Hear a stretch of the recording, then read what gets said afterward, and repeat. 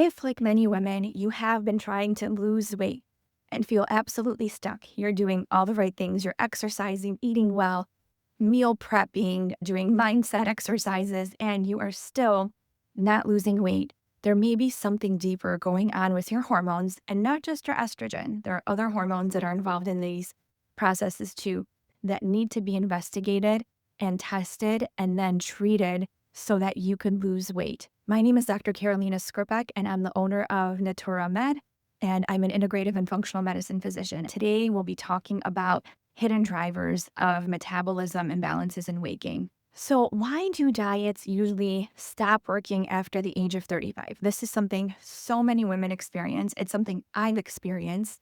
And I feel like a lot of times this gets even worse after you have kids, especially later on in life.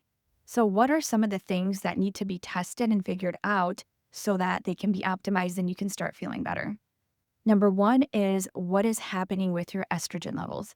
Some women tend to go into perimenopause or menopause a little bit later in life, but others start to get into perimenopause, which is where we see a slow decline or significant fluctuations in estrogen and progesterone much earlier than in your 40s and 50s.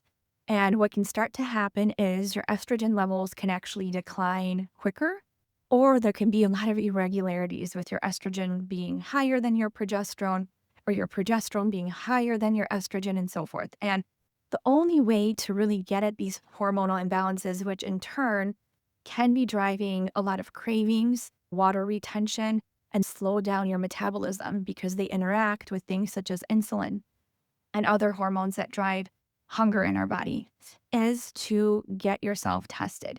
There are much more advanced tests that we can do on hormones nowadays, especially on the urine, that give us a better indication of what is happening with your hormones throughout the month, and in particular during the second part of your menstrual cycle.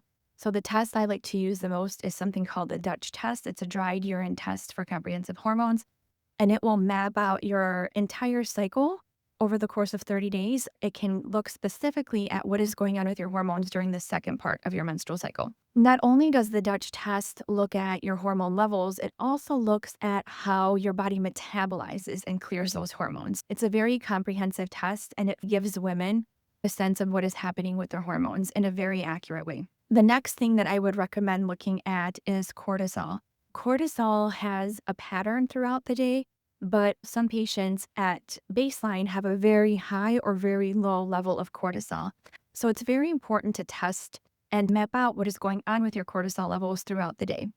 You could have hidden insulin resistance. So most women think that if I get my blood sugar checked at my doctor's office once a year or get something called a hemoglobin A1C, that will be enough.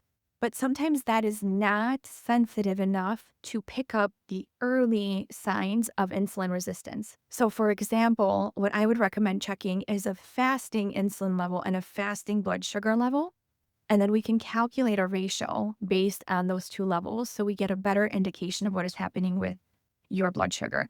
I also strongly recommend wearing a continuous glucose monitor because your blood sugar can fluctuate throughout the day and it can lead to symptoms, but also in the long run, it could lead to prediabetes or diabetes. So if you're experiencing any of these concerns or symptoms and you feel like your body's in metabolic gridlock, it is important to get all these hormones tested and figure out what is happening. So I'll give you one example of a patient that I saw.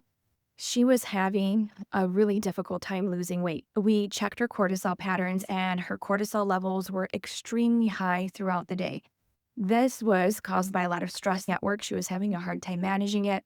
Once we came up with a plan to manage stress and how to lower her cortisol throughout the day and worked on her insulin levels, which were very high, especially in the fasting state, you were able to put her on a meal plan specific to her needs, along with a continuous glucose monitor. And her insulin resistance started to get better. Her cravings improved. Her stress levels at work became better managed because we worked on techniques for that. And she was finally able to start losing weight. So this is an example of how working on very specific things that we find in the labs can help to drive weight loss. Thank you for joining me for this video today. I hope you found it informative. If you are enjoying the videos here on our YouTube channel, please remember to subscribe. And if you have any questions, please reach out to us.